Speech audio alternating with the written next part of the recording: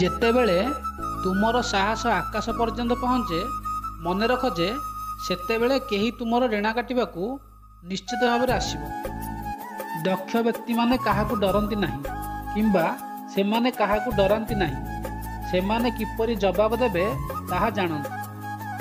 ଜୀବନରେ ଜଣେ ବ୍ୟକ୍ତି ରହିବା ଉଚିତ ଯାହା ପାଖରେ ନିଜର ଭାବନା ପ୍ରକାଶ କରିବାକୁ ଶବ୍ଦର ଆବଶ୍ୟକତା ପଡ଼େ ନାହିଁ।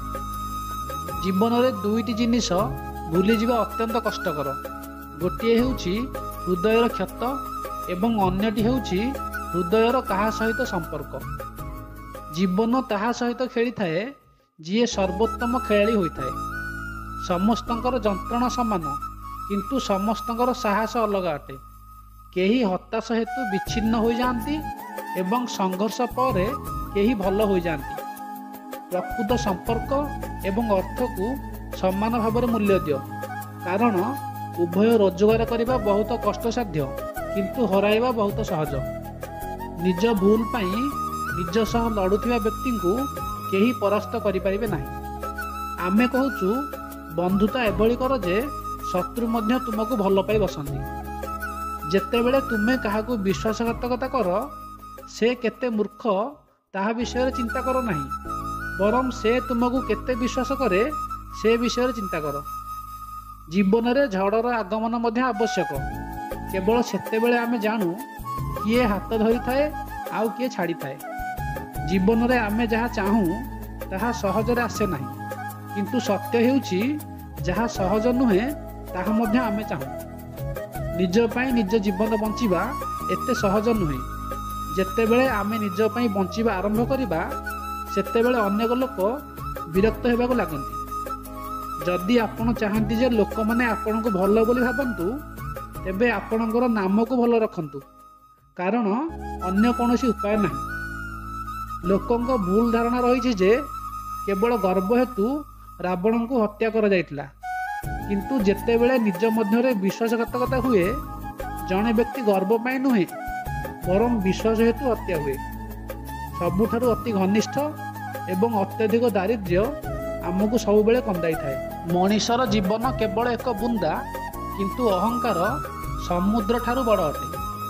ଯଦି କେହି ତୁମ ପ୍ରତି ଈର୍ଷା କରନ୍ତି, ତୁମେ ଏପରି କିଛି କରୁଛ ଯାହା ସେମାନେ କରିପାରି ନାହାନ୍ତି। ଯଦିଓ ଆଜି ପର୍ଯ୍ୟନ୍ତ କୌଣସି ମହିଳା ତାଜମହଲ ନିର୍ମାଣ କରିନାହାନ୍ତି, ତଥାପି ସେ ଲକ୍ଷ ଲକ୍ଷ ଘର ତିଆରି କରିଛନ୍ତି।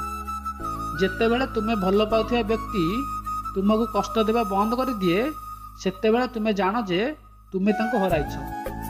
ମୋ ହୃଦୟରେ ଅନେକ ଅକୁହା କଥା ଅଛି ଯାହା ମୋର କହିବାକୁ ଇଚ୍ଛା ହୁଏ, କିନ୍ତୁ କହିବି ଯଦି କାହାକୁ କହିବି? ଏଠାରେ ପ୍ରତ୍ୟେକ ବ୍ୟକ୍ତି ଅପରିଚିତ ବ୍ୟକ୍ତି ପରି ଦେଖାଯାଉଛନ୍ତି। ତୁମେ ସେହି ସମ୍ପର୍କ ଗୁଡ଼ିକରେ ନିଜକୁ ନଷ୍ଟ କର ଯେଉଁଥିରେ ତୁମକୁ ଗୁରୁତ୍ୱ ଦିଆଯାଇ ନଥାଏ। ଫୁଲ ଏତେ ଅଦ୍ଭୁତ, ଯଦି ତୁମେ କାହାକୁ ଦିଅ ତେବେ ହୃଦୟ ଯୋଡ଼ି ହୋଇଯାଏ, ଏବଂ ଯଦି ତୁମେ ସେଗୁଡ଼ିକୁ ଫଟୋରେ ଲଗାଇ ଦିଅ, ନିଜର ଲୋକମାନେ ଅଲଗା ହୋଇଯାଆନ୍ତି। କିଛି ସମ୍ପର୍କ ଖାଲି ଲଫାଫା ପରି ହୋଇଥାଏ, ତା ଭିତରେ କିଛି ନଥାଏ, ତଥାପି ଆମେ ତାକୁ ନିରାପଦରେ ରଖୁ। ସମୟ ଏପରି ସ୍ଥିତିରେ ପହଞ୍ଚିଛି ଯେ ଯେଉଁ ବ୍ୟକ୍ତିଙ୍କୁ ହୃଦୟରୁ ସାହାଯ୍ୟ କରିବାକୁ ଚିନ୍ତା କର, ସେ ତୁମକୁ ପଛରୁ ଆକ୍ରମଣ କରେ।